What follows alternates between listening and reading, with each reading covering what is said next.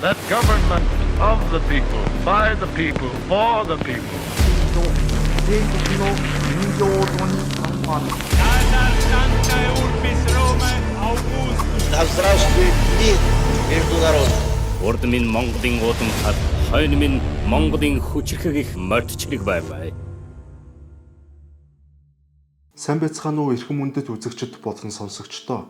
Түүхийн бүхий цаг хугацааны туршид хүн төрлөختөн бидний дотор мөнх амьдралыг хүсэх хүсэл эрмэлзэх, мөнхийн усыг эрен хайх эрэл хайгуул тасралтгүй өрнөсөөр байсан бөгөөд энэ талаар олон түүхэн домгууд байдаг. Нэг ялангуяа түүхэндэг хамгийн эд хөрөнгөтэй хүмүүс, мөн түүхэндэг хамгийн их эд баялагтай хүмүүсийн дунд мөнхийн хутгийг олохын төлөөх эрэл хайгуул өрнөсөөр байсан бөгөөд харамсалтай тэдний хинэнч энэхүү зорилготой хүрч чадаагүй юм. Ингээд мөнхийн амьдрал, мөнхийн хутаг гэдэг нь хүн төрлөختөн бидний хувьд хизээч хүрч чадхааргүй адсын адсад орших өндөр улсын орой болон үлдсэн байдаг. Гэвч өнөөдөр буюу 21-р зуунд шинжлэх ухаан болон технологи, анагаахын шинжлэх ухааны асар их ололт амжилтуудын үр дүнд мөнх амьдралыг зүгээр нэг хий хоосон тунхаг бус харин амьдрал дээр боломжит зүйл болгохын төлөө дэлхийд даяараа хэд хэдэн компаниуд асар их хөрөнгө оруулалт хийж хүн төрлөختний мөнхийн хутгийг эзэмшихийн төлөө олон талаар судалгаа хийж эхлээд байна. Тухайлбал Google компани хамгийн алдартай инженер, ирээдүйг судлаач,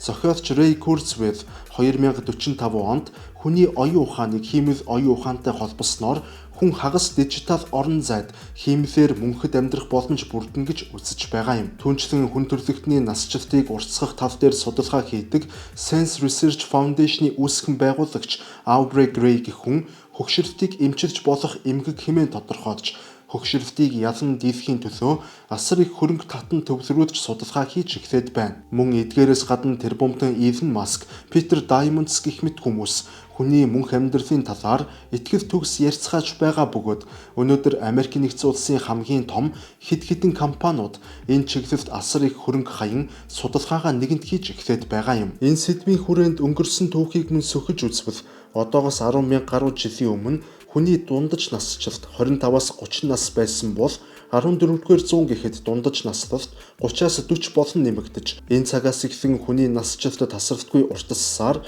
1950 онд анх удаага 50 болон нэмэгдэж улмаар 2025 онд 74 болж нэмэгдээд байна. Гэхдээ энэ нь дэлхийн улс орон бүрт харилцсан адилгүй байгаа. Тухайлбал насжилтаараа хамгийн урт насалдаг үндэстнээр Япон улс нэрлэгддэг бөгөөд тус улсын дундаж наслалт 85 байдаг бол Африкийн улс орнуудын дундаж наслалт 60 гэж хэлж болно. Гэхдээ мэдээж улсаас хамаарат зарим нь бүр дөнгөж 55 байх ч тохиолдлууд бий. Үүнд мэдээч хэрэг тухайн бүс нутагт мөнхөд шахуу үргэлжилдэг зэвсэг тэмцэл болон иргэний дайнууд хоол хүнсний чанаргүй байдал буюу шимт хичээлийн дутагдал мөн хүүхдийн бага насны эндэгдэл гэх мэтээр маш олон хүчин зүйл шалтгаанууд үүнд нөлөөлж байгаа. Гэхдээ ямар ч байсан хүн төрлөختөн бид бүхэн 21-р зууны босгон дээр хүн байглаас хамгийн дээд тал нь хэд наслах боломжтой. Яг тэр хэмжээнд наслах бүрэн боломжийг олж нэгээд байна. Хэдий тийм боловч энэ нь маш олон хүмүүсийн хувьд хангалтгүй хэвээр байгаа юм. Нэг ялангуяа дэлхийн хамгийн нөлөө бүхий улс төрчид мөн хамгийн баян бөгөөд эд хөрөнгөтэй хүмүүсийн хувьд энэ бүхэн хангалтгүй байгаа бөгөөд тэд өөрсдийнх нь насжилтыг уртасгахын тулд энэ чиглэлээр судалгаа хийдэг томоохон компаниуд болон сангуудад асар их хөрөнгө оруулалт хийж эхлээд байгаа юм а. Тэгэхээр өнөөдрийн дугаараар энэхүү гайхалтай сэдвийн хүрээнд ярилцаж энэ талаар судалгаа хийдэг компаниудын талаар дурдж мөн энэ талаар хийгдэж буй эдгээр бүх судалгаанууд хэрвээ амжилт олж амьдрал дээр биелэх аваас хүн төрлөختөн биднийг ямар гайхалтай нэг талаараа ямар аимшигтай ёс суртахуунгүй ирээдүй хүлээж байгаа талаар дэлгэрэнгүй ярилцах болно. Мөн манай сувагтай Shopee Hub цэгийн сайт хамтран ажиллаж байна. Та бүхэн хүссэн бүхнээ Shopee Hub цэгийн сайтаар дамжуулан бүгд наримдах хятад ард улсын үйлдвэрүүдээс нь шууд захиалга хийх боломжтой болоод байна. Та хятадын 80 сая гаруй үйлдвэрийн бараануудаас бөөнд нь хамгийн хямдаар мөн хамгийн найдвартайгаар бүр StorePay-ийн хувааж төлөх нөхцлөөр захиалж гэрийнхээ үүдэнд хөрвүүлэн авах боломжтой. Хамтран ажиллагч байгууллага Shopee Hub цэг эмэн. Мөн та бүхэн манай хамтран ажиллагч байгууллага Авторгын хууль зүйн товчоотой хэдийнэ танил болсон байх. Тэгэхээр танд болон таны аж ахуй нэгж компанид ямар нэгэн байдлаар хууль эрх зүйн зөвлөмж туслалцаа хэрэг болвол Авторгын хууль зүйн товчоонд хандаарай. Доор сэтгэгдэл хэсэгт байгаа линкээр орж дэлгэрэнгүй мэдээллийг авах боломжтой. Хүн төрлөختөн бид мянган жил үхэлдээ тэмцэлдэж байсан ч эцсийн мөчөд бүгд үхэлдээ эвлэрч таарсан. Харин өнөөдөр хүн төрлөختөн үхэл гэж зүйлийг ялахын төлөө тэмцэлдэж байна. Гэхдээ энэ тэмцэл урд өмнөх түүхэн тэмцлүүдээс эрс өөр юм. Энэ удаа бид бүхэн шинжлэх ухааны ололт амжилтуудаар зэвсэгхийн тэмцэж байгаа юм. Та төсөөлөөд үз. Үхшгүй мөнхийн амьдрал 100 бүр мянган жил амьдрах бие махбод. Ердөө 30 жилийн өмнө үүнийг уран зөгнөл гэж үзэх байсан бол өнөөдөр харин шинжлэх ухаан энэхүү гайхалтай ололт амжилтын ирмэгдээр тулж ирээд байна. Гэхдээ хүн үхэхээ болчих бол тэр хүн цаашид хүн хэвээр үлдэх болов уу? Ингэхэд ер нь хүн үхэшгүй болох эрхтэй гэж үү? Эсвэл бид бурхны дүрд тогтсноороо өөрөө өөрсдийгөө эцэст нь устгаж төгсгөө. Аль эсвэл нийгмийн хамгийн баян элит хэсэг нь үхэшгүй мөнхийн амьдралыг өөрсдийн гарт оруулж үлдсэн хүн төрлөختнийг үе удмаар нь 100 мянган жил эцэс төгсөлгүйгээр захирах уу? Хүн уг нь үхэх гэж төрдөг байтал үүнийг өөрчлөх нь өөрөө байгалийн хуулийг зөрчиж байгаа явдал болж таарах уу? Энэ мэтээр маш олон асуултууд хариултаа хүлээж байна. Тэгэхээр 2025 оны байдлаар хүний насжилтыг уртасгах чиглэлээр хэд хэдэн компаниуд тэргүүлэх байр суурьтайгаар судалгаа хийн ажиллаж байгаагийн нэг нь 2021 онд Америк нэгдсэн улсын Сан Франциско хотноо байгуулагдсан Altos Lab хэмээх компани юм. Энэ компани гол хөрөнгө оруулагч нь Amazon-ы үүсгэн байгуулагч Jeff Bezos болон Орос гаралтай Израиль хөрөнгө оруулагч Юрий Милнер нар юм. Гэхдээ өөр бусад олон хөрөнгө оруулагчид байгаа боловч тэд бүгд өөрсдийн нэрийг нууцлсан байна.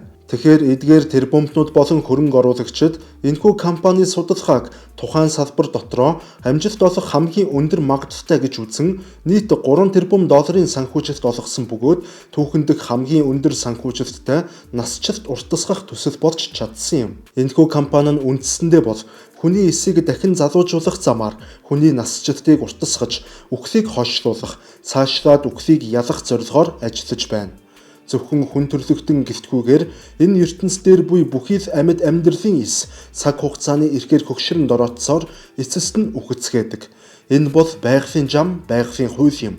Гэвч эдгээр эсүүдийг эргээд залуужуулах, цаашлаад цоо шин мэтээр шинжилэн бүтээх биотехнологиг тэд хөгжүүлж байгаа бөгөөд онолын хувьд энэ нь бүрэн боломжтой болох нь нэгэнт батлагджээ. Мөн тус компанид энэ чиглэлээр хамгийн тэргүүлэгч эрдэмтэд болох 2012 онд эс залуужуулах онол гаргаж Нобелийн шагнал хүртсэн эрдэмтэн Шинья Яманака мөн генийг засварлаж болох онолоо баталгаажуулж Нобелийн шагнал авсан эрдэмтэн Jennifer Doudna гэх мэтээр салбартаа тэргүүлдэг олон тооны эрдэмтдийг тус компани өөрсдийнхээ игнэнд нэгтгэсэн юм. Тэгвэл энэ чиглэлээр идэвхтэй бөгөөд маш эрчимтэй судалгаа хийж буй дараагийн нэг компани бол Америк нэгдсэн улсын Калифорни мужид төвлөрч үйл ажиллагаагаа явуулдаг Calico гэх компани юм. Тус компаниг Google-ийн хамтран үүсгэн байгуулагч Larry Page 2013 онд байгуулсан бөгөөд голлох бараг бүх хөрөнгө оруулалтыг Google компани дангаараа гаргасан гэж хэлж болно. Мэдээж хэрэг тус компани нь хүний насжилтыг мэдэгдэхүйцээр уртасгах чиглэлээр судалгаа хийж бүх төрлийн өвчнийг эмчлэх имийг зохион бүтээхийн төлөө ажиллаж байна. Тэд өмнө нь ярьсан Altos Lab-ийн нэгэн адилаар эсийн гэмтлийг засварлаж, эсийг шинжилэн бүтээх чиглэлд судалгаа хийж байгаа бөгөөд үүнийг хамгийн гол нь 100-аас илүү олон жил амьдардаг амьтдын гентэй хослуулан судлаж байгаагаараа онцлог юм. Мөн тус компани нь маш өндөр нууцлалтай бөгөөд өөрсдийн судалгаа болон үр дүнгуудыг барагтаал олон нийтэд мэдээлдэггүй бөгөөд ямар ч тач өөрсдийн судалгаандаа Google компани бүх дэд бүтэц болон Google-ийн хиймэл оюун ухааны гүн гүнзгий судлах чадварыг дээд түвшинд хөгжүүлэн ашиглаж байгаа нь нэгэнт тодорхой болсон. Олон нийтэд зарласан цор ганц нээлттэй уран бид өвчтнийг эмчлэхгүй харин үхлийг удирдах болно гэх уран юм. Мөн тус компани санхүүжилтийг ойролцоогоор 2.5 тэрбум доллар хавцаа хэмээн тооцоолж байна. Google компани тус компаниараа дамжуулан ямар ч тач ойрын 20-30 жилийн дотор ашиг олохгүй гэдгээ зарласан бөгөөд харин цаг нь болох үед үхлийг ялан дийлэх бүтээгдэхүүнээ танилцуулах магадлал өндөр байгаа юм. Тэгэхээр сая нэр дурдж ярьсан хоёр компаниас гадна Retro Science гэд бас нэг компани байгаа. За энэ компаниг бол та бид бүхний одоо сайн мэдих ChatGPT-г үүсгэн байгуулсан толгой компани болох OpenAI-ийн зүгээс санхүүжүүлэн одоо хийж байгаа төсөл юм. За мөн одоо эдгээр дээр нэмээд Unity Biotechnology, за Life Bioscience гэх мэтээр одоо маш олон компаниуд бол энэ салбарт ерөнхийдөө хөрөнгө оруулалт хийж судалгаа хийж байгаа. За учир нь гэвэл эдгээр компаниуд буюу одоо эрдэмтэд за мөн одоо техник болон одоо бусад салбарын тэрбумтнууд хүний насжилтыг бол тодорхой хэмжээгээр уртасгах боломжтой. За цаашлаад магадгүй хүн төрөлхтнийг бол одоо өхөшгүй мөнх амьдруулах тэр боломж бололцоо бол бүрэн байгаа гэдэгт итгэл төгс байгаа болохоор энэ чиглэл рүү асар их хөрөнгө оруулалтыг хийж судалгаа шинжилгээнүүдийг бол дэмжин ажиллаж байгаа гэдгийг бол ойлгох хэрэгтэй. За тэгвэл үнэхээр одоо эдгээр компаниудын аль нэг нь чадлаа гэж бодъё. За тэдний аль нэг нь эсвэл тэд магадгүй бүгдээр хүний насжилтыг 300-аас 400 жил болгох боломжтой тиймэрхүү одоо нээлтийг хийлээ. За магадгүй тэрнээс ч урт буюу одоо мөнхийн амьдралын одоо хутгийг олж нээлээ гэж бодож үзье. Тэгвэл энэхүү одоо шинэ нээлтийг хүн болгонд ашиглах боломжтой юу? Хүн бүхэнд одоо тэр тэгш хүртээмжтэйгээр одоо очих боломжтой юу гэдэг маш том асуулт гарч ирнэ. За магадгүй хүний насжилтыг уртасгах иймэрхүү одоо ангаах ухааны нээлт зохион бүтээснээр одоо хүн төрөлхтний нийгмийн харилцааг бол нэг ёсондоо асар богино хугацаанд тэгш бусын ангал руу түлхэх юм биш үстэй гэдэг бас болгоомжлол бол үнийгээ дагаад гарч ирж таарна. Магадгүй хэн мөнгөтэй нь үрд мөнх амьдарч харин мөнгөгүй олон нийтийгээ тэдгээр мөнгөтэй үрд мөнх амьдрах боломжтой хүмүүс нь үеийн үед үр удмаар нь дарлан амьдардаг тийм утгагүй нийгмийг бас бий болгох эрсдэл өндөртэй харагдаж байгаа юм а. Тэгэхээр энэ чиглэлийн судалгаанууд нь энэ чиглэлийн асуудлууд нь өөрөө эргээд хүн төрөлхтний хувьд ёс зүйн хамгийн том сорилт болон хувирах нь гарцаагүй. Тэгэхээр миний хувьд бол ерөнхийдөө анх түүх судалж эхэлж байх үедээ бол дэлхийн бүх түүхийг ингээд нэг дор багтаасан тийм гоё цогц ном байдаг ч байсан болоосоо гэж үнэхээр их хүсдэг байсан. За хэрвээ үнэхээр тийм ном байдаг байсан бол мэдээч хэрэг их амраар тусах байсан болов уу? Харин манай зүгээс эрхлэн гаргаж буй энэхүү XX түүх буюу хүн төрөлхтний фото түүх гэж ном нь за дэлхийн бүх түүхийг нэг дор агуулсан гэж хэлэхгүй ч гэсэн 20 дугаар зууны хамгийн одоо түүхэн эгзэгтэй ашнууд 20 дугаар зууны одоо хүн төрөлхтний түүхийг эргүүлсэн торгон мөчүүдийг хамгийн одоо шийдвэрлэх үйл явдлуудыг аль болох олныг нь одоо нэг дор агуулж шингээх гэж хичээсэн иймэрхүү онцгой бүтээл бол байгаа юм а. Энэхүү ном бол ердийн нэг үгс аль эсвэл үйлбэр төдийхэн биш юм. Харин түүх өөрөө амь орж таны өмнө нээгдэх түүхэн гэрэл зургуудын хосгүй цуглуулга юм а. Энэ номороо дамжуулан хүн төрөлхтний түүхэнд өөрчлөлт авчирсан 20 дугаар зууны хамгийн чухал агшин хамгийн чухал шийдрүүдийн гэрэл зургуудыг хосгүй сайхан нарийн тайлбаруудын хамтаар та бүхэндээ хүргэж байна. Энэ номон дээр Берлиний хан нуран унсан мөч, саран дээр алхсан анхны хүний мөр, Нормандын иргэд газардсан эрэлхэх дайчдын эрд зураг, Хитлерийн эцсийн мөчийн гэрэл зураг, Хирошимагийн цөмийн дэлбэрэлтийн сүүдэрт үлдсэн харуулсал гуниг энд бүгд бий.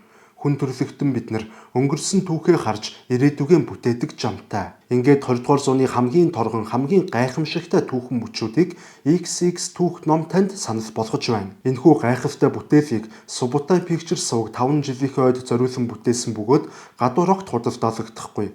Мөн тун цөөн тоогоор буюу limited edition байдлаар хийсэн болохоор харамсалтай нь хүн болгонд бас хүртээмжтэйгээр хүрэх боломжгүй. Энэхүү хосгүй бүтээл нь түүх нийгэм болон олон улсын харилцаа, улс төрийн чиглэлээр контент бүтээдэг Subotai Pictures-ийн үнэнч үзэгчид болон түүхийн чиглэлээр судалгаа хийж сонирхдаг хэн бүхэнд мөн ховор нандин чамин ном цуглуулах дуртай номын цуглуулагчдад хамгийн тааламжтай хизээч үн цэнэ алдахааргүй маш үн цэнтэй бүтээл болсон гэдгийг батлаж байна. Тэгэхээр хэрвээ үнэхээр хүн төрөлхтөн шинжлэх ухааны ачаар үхлийг ялан дийлж чадвал нийгэм баян ядуу гэхээсээ илүүтэйгээр насжилтын ялгаагаараа хоёр хуваагдаж таарна. Олон улсад орлогын ялгаатай байдлыг income gap гэдэг, харин боловсролын тэгш бус байдлыг education gap гэх мэтээр нэрлэдэг бөгөөд Харин насжилтын тэгш бус байдлыг immortality gap хэмээн тодорхойлж байгаа юм. Тэгэхээр дэлхийн ертөнц яг одоогийн байдлаараа цаашид байсаар байвал ирээдүйн хүн төрлөختөн нийгмийн нэг хэсэг нь мөнгө шахуу амьдардаг, баян тансаг супер оюун ухаан болон туршлагатай, асар их эрх мэдэлтэй элит давхарга болон хязгаарлагдмал настай бөгөөд бүх амьдралын туршид ажилласаар эцэст нь хөгшөрч үхэлцгээдэг, тоо томшгүй олон ажилчин давхарга гэх хоёр том нийгмийн бүлэг бий болон хуваагдана гэсэн үг. Хэрв үнэхээр хүн төрлөختөн мөнх болон мөнх бус амьдрахсад гэх хоёр давхаргад хуваагдвал үүний улмаас ардчлал, хүний эрх тэгш байдал, хүний эрхийн түгээмэл тунхаглал гэх мэт зүйлс салхитай хамт замхран одох болно. Нэг ёсондоо бол энэтхэгт та бүхэн кастинг систем гэж байдгийг сайн мэднэ. Боолын хүүхэд боол, ноёны хүүхэд бол ноён болдог. Хүн яаж хичээгээд тэр тойргоос гарах боломжгүй бөгөөд үүнийг бүр бурхны эсвэл байгалийн зам гэж үздэг ойлголт бий. Тэгвэл хүн төрлөختөн яг л технологийн кастинг системд гудсан орно гэсэн үг. Нэг хэсэг нь бурхны дүрд тоглосон мөнх амьдралтай хүмүүс, нөгөө хэсэг нь ердийн нэг үхэж үргэлцгээдэг мөнх бус хүмүүс. Мөнх насжилт бий болвол түүнийгээ дагаад эрх мэдэлч гэсэн мөнхийн болох эрсдэлтэй. Насжилтаа уртасгах эсвэл мөнх амьдралын эмчилгээнд хамрагдан төлбөрөөр төлсөн нийгмийн хэсэг бүлэг хүмүүс улс орнуудын улс төр эдийн засгийн тогтолцоонд хэдэн үеэр ноёрхох эрсдэл бий болно. Үүний улмаас шинэ үе, шинэ хүмүүс бизнес болон улс төрийн ертөнцид орж ирэх орон зайгүй болж бүх боломжууд нь хязгаарлагдана. Эцэст нь асар хөгшин, мөн асар баян хүмүүсийн эзэнт гүрнүүд цөмдөрлөж таарна. Нэг ёсондоо бол нас бол эрх мэдэл хэмээх философи номлол дэлхий дээр хэрэгжиж эхэлнэ гэсэн үг. Гэхдээ мөнх амьдрах боломжгүй, мөнх амьдрах төлбөрөөр төлөх чадамжгүй дийлэн хүн төрлөختөн энэхүү гаж тогтолцоог өөрөө өөрсдийгөө бурхан болгож өөрчилсөн энэхүү байгалийн хуулийг бүдүүлгээр зөрчсөн нийгмийг тэсэж амьдрч чадах болов уу? Мэдээж хэрэг энгийн хүмүүс асар их эсэргүүцэл, бослого тэмцэл, улмаар тэдний нэрлэлтгээр хэд давруу үзэлтнүүд буюу экстремистүүд бий болж эсэргүүцэн тэмцэж эхэлнэ. Мэдээж хэрэг шууд өөдөөс нь буу барин тэмцээд дийлэх магадлал бага учраас терроризм үйлдэх маягаар тэмцгээс өөр сонголтгүй болж таарна. Ингээд өөрсдийн эрх чөлөө, шударга ёсыг шаардаж энд тэнд бөмбөг дэлбэлсэн нөхдүүдийг эцэст нь хөгшин удирдагчид, алын хядагчид гэж зарлана. Ер нь бол нийгмийн шинжлэх ухааны тайлбараар бол алын хядагч гэдэг нь та бидний ойлгож байгаачлан буюу магадгүй та бидэнд ойлгуулсан тэрхүү алан хядагч гэх ойлголтоос арай өөрөөр тайлбарладаг гэдгийг давхар хэлэх хэрэгтэй байхаа. Магадгүй шууд нэг тал нөгөө нэг талын эсрэг зэвсэг барин байлдаж байгаа бол тэднийг алан хядагч гэж хэлэхгүй. Өөрөөр хэлбэл Орос Украины дайнаар жишээ татхад Оросын талынхан цэрэг илгээж байгаа, мөн Украины талч гэсэн цэрэгээ илгээнд тулалдаж байгаа. Иймээс энэ бол хоёр талын зэвсэгт хүчний хоорондын дайн. Харин үнэхээр сул дорой хэсэг бүлэг хүмүүс буюу шууд Орос Украины нэгэн адилаар өөдөөс нь харж байгаад байлдах чадамжгүй цөөнх. Хэрв тэгж байлдвал шууд бүрэн бүрэлдэхүүнээрээ юу ч үгүй ялагдсан устдаж мэдэх сул дорой хэсэг бүлэг хүмүүс дайснуудынхаа эсрэг илүү далд хэлбэрээр тэмцгээс өөр сонголтгүй болдог.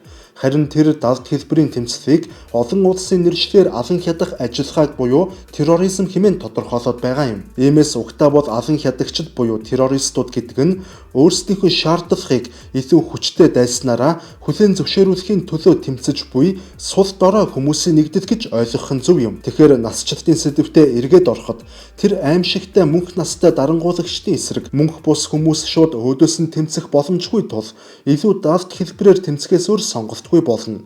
Ингээд өөрсдийн шаардлагын төлөө далд хэлбэрээр тэмцээд эцэст нь террорист нэр авна. Ерөөсөө ялгаа нь. Гэхдээ яг ч бас бүх хүн төрлөختөн сая дурдсанчлан ирээдүгээр бүхэлдээ явна гэж ойлгож бас болохгүй. Тэгэхээр хүн төрлөختөн бид өөрсдийгөө хэрхэн тийм аимшигтай ирээдүй, дэлхийн ертөнцөө ийм аимшигтай хувь тавилан руу чиглүүлэхгүй байх боломжтой вэ гэдэг асуулт бас урган гарч ирж байна. За үүнд бол хариулах хамгийн анхны бөгөөд энгийн гаргалгаа бол олон улсын эрх зүйн хэм хэмжээ болон ёс суртахууны хэм хэмжээгээр бол энэ асуудлыг зохицуулах шаардлагатай. За үнэхээр ч сүүлийн жилүүдэд бол хүн төрөлхтний насыг уртасгах чиглэлийн энэхүү биоинженерчлийн салбарын компаниуд руу одоо чиглэх хөрөнгө оруулалтын урсгал бол маш эрчимтэйгээр нэмэгдэх магадлал өндөр байна. За иймээс одоо ойрын ирээдүйд магадгүй энэ салбар нь яг л хиймэл оюун ухаан дэлхий дээр одоо сүүлийн хэдхэн жилийн дотор хичнээн одоо хурдтайгаар за мөн одоо замбраагүй байдлаар одоо хөгжиж байгаатай адилаар энэ мэтэр одоо замбраагүй хөгжих эрсдэл асар өндөр болж таарад байгаа юм. За иймээс одоо олон улсын байгууллагууд болох нэгдсэн үндэсний байгууллага ЮНЕСКО зэрэг томоохон байгууллагуудын зүгээс дэлхийн нийтээр одоо дагаж мөрдөх ёс зүйн хэм хэмжээний асуудлуудыг бол ойрын ирээдүйд бол одоо хөндөж ярьж магадгүй нөхцөл байдал үүсэт байна. За магадгүй одоо энэхүү биоинженерчлийн гайхамшигар хүний насжилтыг 200-аас 300 жил за түүнээс цаашлуулад одоо мөнх амьдрах тэрхүү боломжийг нээж үзлээ гэж одоо бодоход тэгш эрхийн зарчмыг үндэслэх одоо үүднээс за хүн болгонд одоо хүртээмжтэйгээр хүргэх асуудлыг бол хуулийн дагуу олон улсын гэрээгээр шийдэх ёстой болж таарч байна гэсэн үг ээ. Гэхдээ нэгэнт энэхүү технологи өөрөө хөгжиж хүний насжилт мөнх бус биш юмаа гэхэд 100-аас 200 жилээр уртсах нөхцөл бүрдвэл яг яах вэ? За тэгш ирэх ардчлалын зарчим дээр бол хүн бүхэнд нээлттэйгээр магадгүй вакцинтай ойролцоо байдлаар бол хамруулж эхлэх боломжтой харагдаж байгаа юм. За хүн бүхэнд одоо хүртээмжтэй болвол үнэхээр юу болох вэ? Гэхдээ үнэхээр одоо энэ бүхэн нь бол хүн бүхэнд иргэн бүхэнд дэлхий дээр байгаа амьд хүн бүхэнд хүртээмжтэй болчих бол бас яг юу болж хувирах вэ? За энэхүү гайхалтай биоинженерчлийн технологиг бүх нийтээр ашиглаж ингээд насжилтаа уртасхвал дэлхийн ертөнц яг хэрхэн өөрчлөгдөх үү гэдэг асуулт бол гарч ирнэ. За ийм тохиолдолд дэлхийн хүн ам бол мэдээч хэрэг огцон өснө. За хүн амын тоо толгой хит өснөөс болоод хоол хүнс, ундны ус, эрчим хүч, за газар нутгийн тэлэлт гэх мэтээр маш олон бүр тоо томшгүй асуудлууд үүнийгээ дагаад бий болно. Хүн төрлөختөн дахин шин сорилтуудад тулгарна гэсэн үг. За улмаар экосистемийн хямрал үүсэж тэр нь улам гүнзгийрэн бүр экосистемийн сүрлэлийг дагуулах эрсдэл бол нэмэгдэнэ.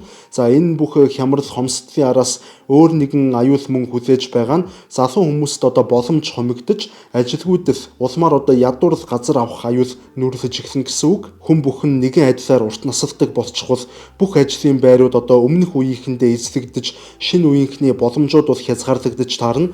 100 настай улс төрчид, 150 настай гүйцэтгэх захирлууд, 200 настай профессоруд одоо өөхөх яагаачгүй бүр тэр байтугай тэтгэвртэй гаргах болоогүй байж иж дараагийн үеийн залуучуудаа өөрсдийнх нь байр суурь зайг тавьж өгнө гэж бол хязгаарч байхгүй. За үүний дараагаар мэдээж хэрэг хүмүүсийн сэтгэл зүйн асуудал хөндөгдөн бүх нийтээрээ сэтгэл гутралд орж шинэ үеийн хүн төрлөختний хамгийн гол өвчин нь бол сэтгцийн өвчин болон хувирч магадгүй. За альва зүйлд яарах, зорих, хүсэж тэмүүлэх мэдрэмжүүд бол айжмаар алдагдаж мөн залхуу хойрог болох, хоош суух, хүсэл тэмүүлэлгүй байдал бол нэмэгдэж улмаар амьдрал тиймч утга учиртай бас сонирхолтой биш санагдаж эхлэх эрсдэлтэй. Мөн дэлхийн нийтийн шашин болон философийн салбар бүхэлдээ устдаж үгүй болж магадгүй юм.